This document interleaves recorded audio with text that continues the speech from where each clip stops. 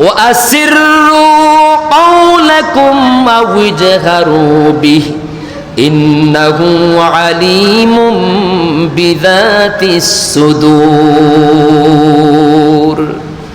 وأسروا قولكم أو اجهروا به إنه عليم بذات الصدور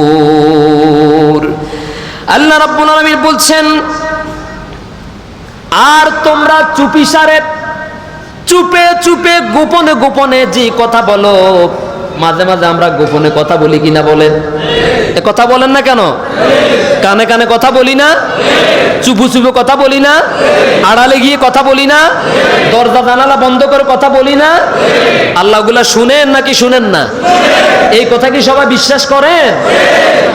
গোপনে বলো, চোখের ইশারাই করো। ইয়ালামু খাইনাতাল আয়ুনি ওয়া মা তুকফিস সুদূর। ঠোকে চোখ দিয়ে ঠার মারো, বুঝেন না আল্লাহ? তুমি যারা ঠার মেরেছো, চোখ টিপ দিয়ে চোখের ইশারা দিয়ে কি বুঝাতে চেয়েছো? তুমি মনে করেছো তুমি আর ওই লোক ছাড়া কেউ বুঝে না। আল্লাহ রাব্বুল আলামিন বলছেন, আমি আল্লাহ রাব্বুল আলামিন সব বুঝি। চোখের খেয়ানত এটা যদি করো, আমি আল্লাহ বুঝি। অতএব কানে কানে বলো, গোপনে গোপনে বলো, দরজা জানালা বন্ধ করে বলো, কেউ শুনতে পাবে না এমনটা মনে করো না। যেখানে তোমরা তিনজন, সেখানে তোমাদের মধ্যে চতুর্থ জন হিসাবে আরো একজন আছেন। সেই একজনের নাম কি? সে আল্লাহ। সে একজনের নাম কি? আল্লাহ।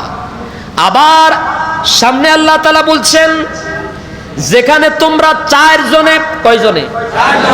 যেখানে তোমরা চারজনে মিলে পরামর্শ করো, যেখানে তোমরা চারজনে মিলে পরিকল্পনা করো, গোপন বৈঠক করো, গোপন সিদ্ধান্ত নাও, সেখানে তোমরা মনে করো না যে তোমরা চারজন এখানে আছো। তোমাদের এই চারজনের মধ্যে পঞ্চম নম্বর আরো একজন আছেন। তিনি কে?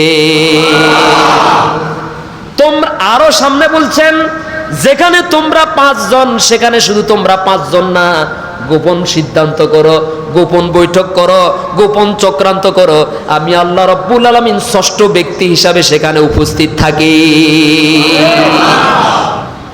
মোল্লার কথা নাকি আল্লাহর কথা? চিল্লায় বলুন, মোল্লার কথা নাকি আল্লাহর কথা?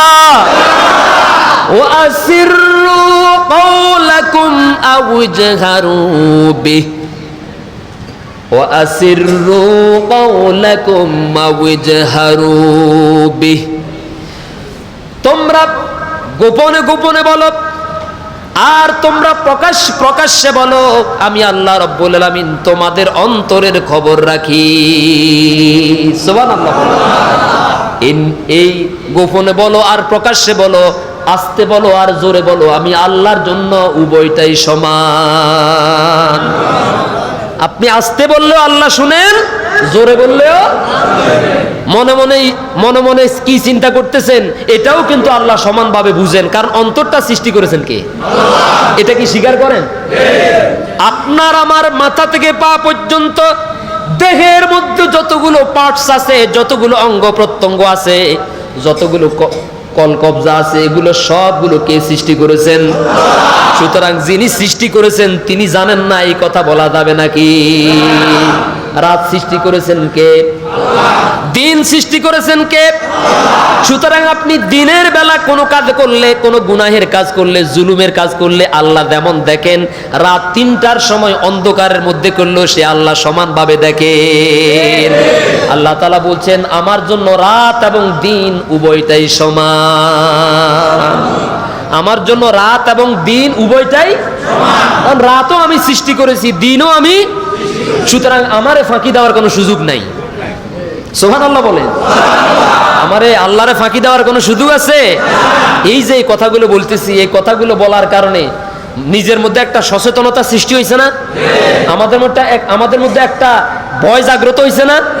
আজকের পর থেকে কোনো অন্যায়ের কাজ করতে গেলে মনে মনে এই ধারণাটা তো আসবে যে হুজুর কোরআনের মধ্যে আল্লাহ তাআলা বলেছেন, তাফসিরে শুনেছি যে আল্লাহ তাআলা বলেছেন বান্দারে রাত 3টার সময় চুরি করলেও আমি আল্লাহ দেখি, দিনের বেলা চুরি করলেও আমি আল্লাহ দেখি, সুতরাং আমারে ভয় করো, আমারে যদি ভয় করে চুরি থেকে বাঁচতে পারো তাহলে আমার কাছে তোমার জন্য বড় পুরস্কার জান্নাত আছে।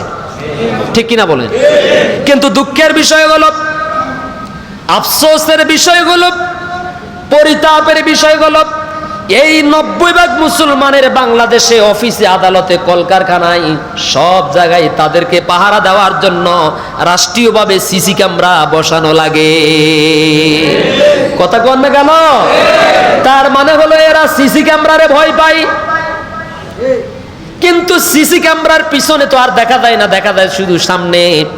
সিসি ক্যামেরার সামনে কত টাকা নেয়, টাকার বান্ডিল ছোট নাকি বড়, টাকার পরিমাণ কি 500 নাকি 1000, এটা দেখা যায়। ঠিক কিনা বলেন? কিন্তু সিসি ক্যামেরার সামনে তো আর সেটা ধারণ করা হয় না। সিসি ক্যামেরার ডানে বামে সামনে পিছনে উপর নিচ থেকে যিনি আরো তীব্রভাবে, আরো কঠোরভাবে পর্যবেক্ষণ করেন তিনি হচ্ছেন আমাদের মালিক আল্লাহ।